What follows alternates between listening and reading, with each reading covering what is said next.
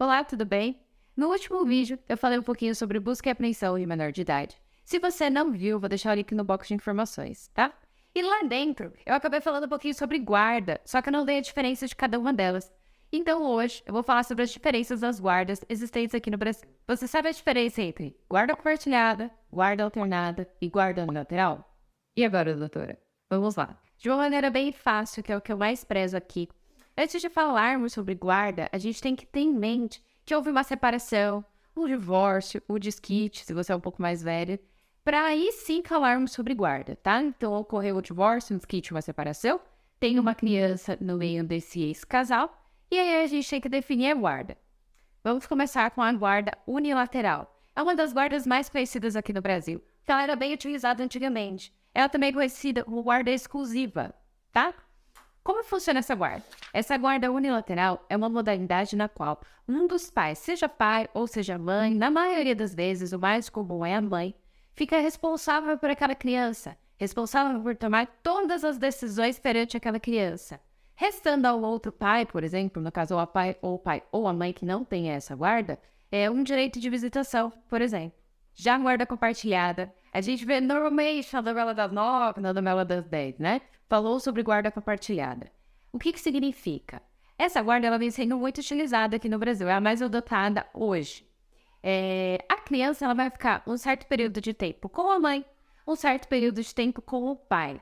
Existe sim uma residência fixa, só que todas as decisões perante aquela criança vão ser tomadas em conjunto, ou seja, o pai e a mãe vão tomar decisões juntos, olhando para o bem da criança. Ou seja, nesse tipo de guarda, os pais eles têm que ter uma convivência muito, muito boa. A maturidade dos pais tem que assim, ser extrema aqui. Porque todas as decisões da criança, ou das crianças, depende se você tem mais de um filho ou não, terão que ser tomadas em conjunto. Então, ó, o primordial para essa guarda é o bom convívio entre pai e entre mãe. Por isso que eu digo que esse tipo de guarda ele tem que ser analisado muito bem antes de aplicar. Tem que ver se aquele casal vai conseguir aplicar.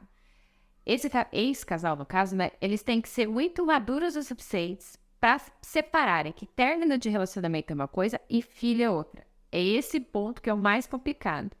A criança, ela não precisa de pais brigando igual quando era no casamento. Não, ela precisa de duas pessoas que olhem por ela e querem o melhor para filho menor. E por fim, a guarda alternada. Ela às vezes nem é conhecida porque é pouco utilizada aqui no Brasil. Como é que funciona? Essa criança ela vai ter duas residências. Uma semana ela vai passar com a mãe.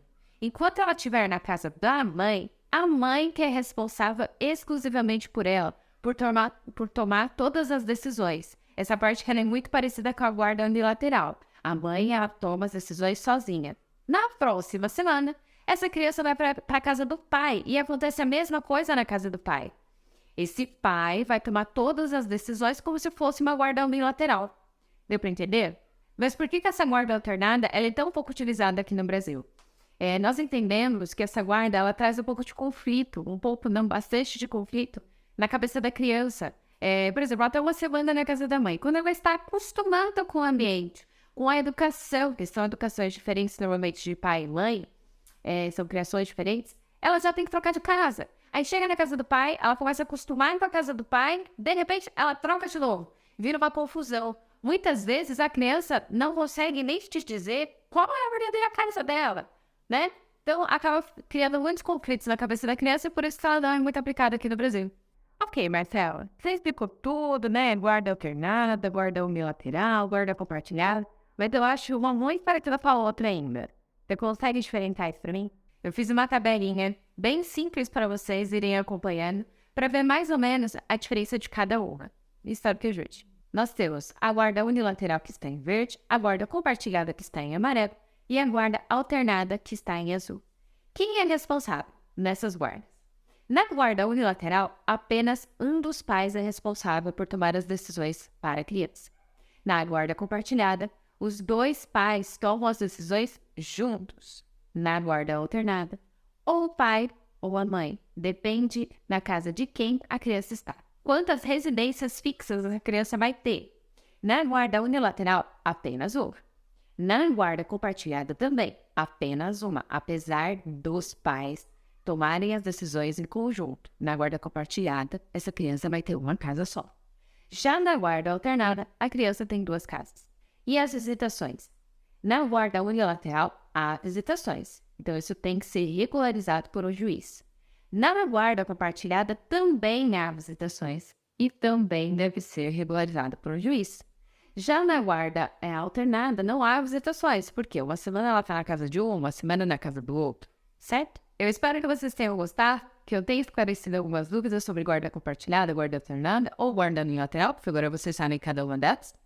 Eu vou ficando por aqui, até semana que vem. Se você tiver sugestão de vídeo, deixa aqui embaixo para mim. Um beijo, fique com Deus, até a próxima. Tchau.